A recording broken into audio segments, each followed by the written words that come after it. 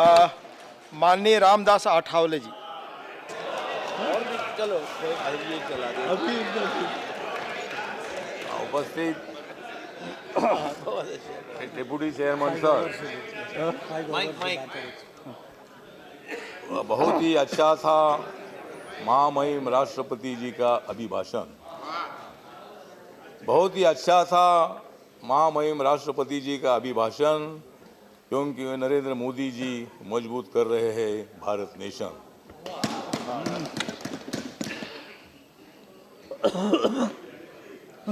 गुलाम नबी आज़ाद जी, आनंद शर्मा जी, अब आप मत लाओ उल्टा सीधा मोशन। आप दोनों मत लाओ उल्टा सीधा मोशन। अब थोड़ा शांति से सुनो मेरा भाषण।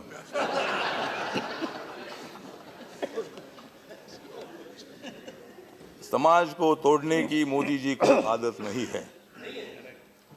समाज को तोड़ने की मोदी जी को आदत नहीं है। उन्हें हिंदू, मुसलमान और सभी को जोड़ने की आदत है। कांग्रेस को जोड़ने की आदत नहीं है, इसलिए वो समाज को तोड़ रहे हैं। वोट में हार गए, इसलिए वो वोट में हार गए। अब जम नहीं रहा। किसी की नागरिकता छीनने की मोदी जी को आदत नहीं है। जिनको नागरिकता देना आवश्यक है उनको नागरिकता देने की उन्हें आदत है। तो ये जो राष्ट्रपति जी का अभिभाषण है, हम सब लोगों ने भाषण सुना है। भाषण बहुत अच्छा था। आनंद जी का भी भाषण बहुत अच्छा था। मतलब हमारे विरोध में आप बहुत अच्छा बोलते हैं। आप हमारे विरोध में बहुत अच्छा बोलते हैं, लेकिन बाद में हम सब लोग तुम्हारा पोल खोलते हैं। तो ठीक बात है, मतलब एक दूसरे पर आरोप करने की आवश्यकता भी होती है, क्योंकि अगर आप सब लोग हमारे बाजू में बोलते रहेंगे तो हमें भी हमारी सरकार चलाने के लिए मुद्दा नहीं मिलेगी। तो लोकतंत्र में क्रिटिसाइज होना ही चाहिए। लेकिन कांग्रेस पार्टी को मैं इतना ही बताना चाहता हूं कि आप लोग लोकतंत्र को मानते हैं। आप लोगों ने बहुत साल तक सत्ता में आप रहे हैं, और अगर हम अभी सत्ता में आए 5 साल, 5.5, पौने 6 साल हो रहे हैं, आप अगर 60 साल रहे हैं तो हमको 25 साल तो रहने दो।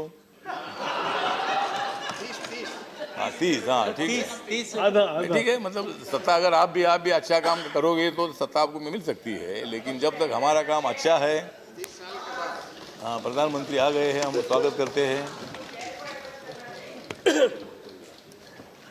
तो मतलब जो राष्ट्रपति जी के अभिभाषण में सरकार का जो एजेंडा है, नए भारत का एजेंडा है, भारत को मजबूत करने का एजेंडा है, और सभी दलित है, आदिवासी है, ओबीसी है, हिंदू है, मुस्लिम है, सिख है, ईसाई है, लिंगायत है, जैन है, पारसी है, ऐसे सभी लोगों को न्याय देने की भूमिका हमारी सरकार की है। और मोदी साहब ने कभी किसी धर्म की बात नहीं की है।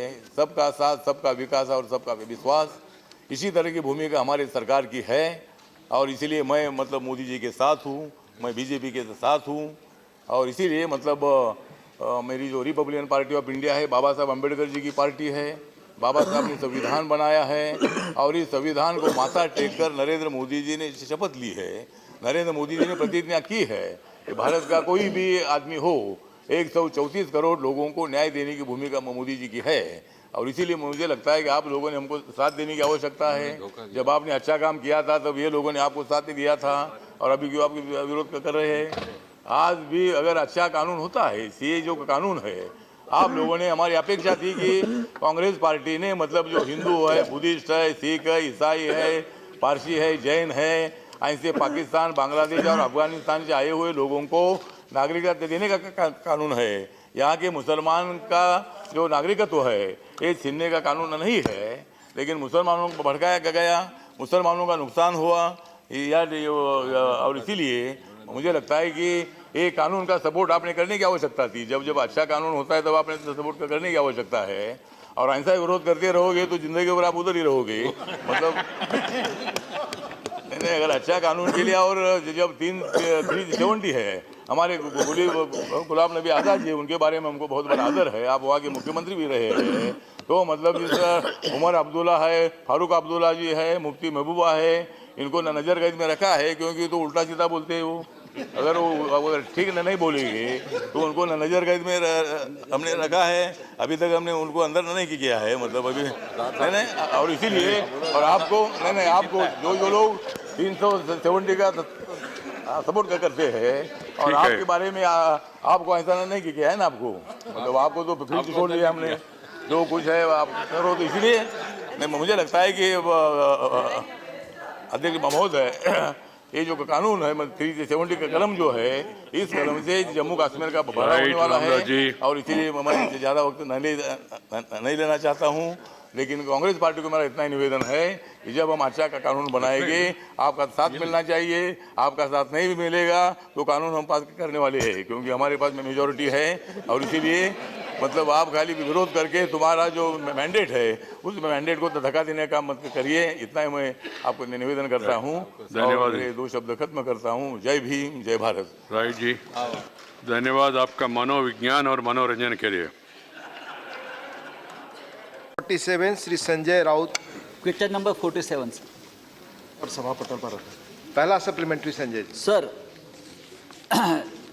इस वक्त हिंदुस्तान की सबसे बड़ी public sector telecom company BSNL MTNL बहुत ही बुरे दौर से गुजर रही है।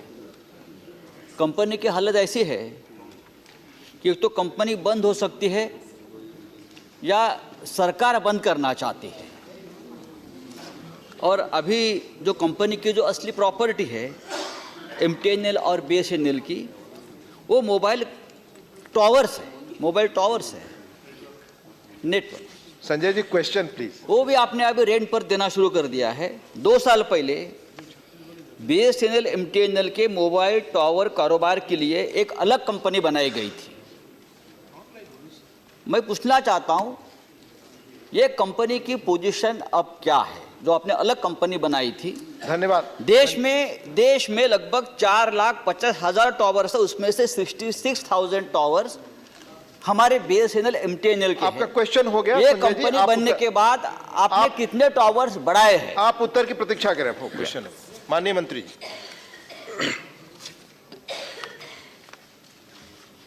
सर, ये जो टावर शेयरिंग की जो पॉलिसी है दे दीजिए। ये 2002-2003 में बनाई गई थी और BSNL ने सिर्फ टावर जो है वो लीज के ऊपर दिए, नहीं तो BSNL भी दूसरे कंपनी के जो टावर है, कुछ तो ऐसी भी कंपनियां हैं कि जो सिर्फ टावर ही बनाती।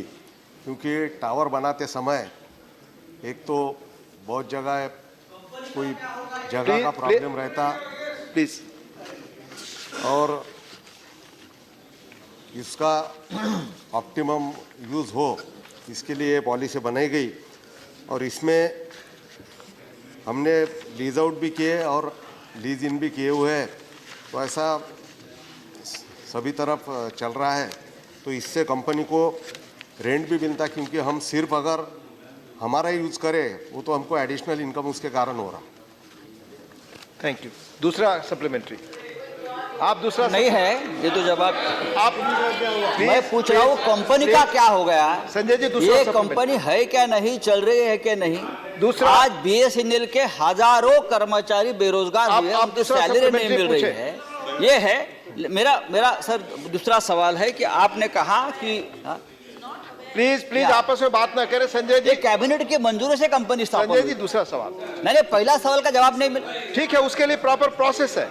ठीक है सर देखिए, BSNL और MTNL को जो प्राइवेट कंपनी को जो रेंट में देते हैं ये टावर्स, उनका आउटस्टैंडिंग भी है।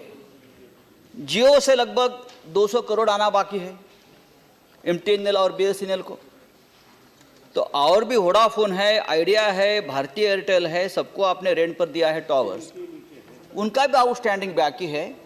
और आपने कहा है कि हम लोग प्रयास कर रहे हैं ये पैसा वापस लाने के लिए। लोगों को सैलरी नहीं मिल रही है, लोगों को पेंशन नहीं मिल रहा है। सवाल तो यही है जी। सवाल तो यही है। आप दूसरा सवाल ही तो पूछ आप सकते ये हैं। पैसा जो पेंडिंग है, आउटस्टैंडिंग है, हाँ। वो क्या प्रयास कर रहे हो? नहीं तो हमको बताइए, हम लेके आएंगे कंपनी के लिए। ठीक। ठीक, अगर आपको आपका सवाल हो गया, बैठे। अरे हम कर देंगे ना, हमको बताइए, देश के लिए सरकार जो डालता कर लेंगे, हमको आगे आप रिकॉर्ड पे बात नहीं जा रही है आपकी, आपने सवाल पूछा। सर प्लीज कृपया शांति रखें, मत।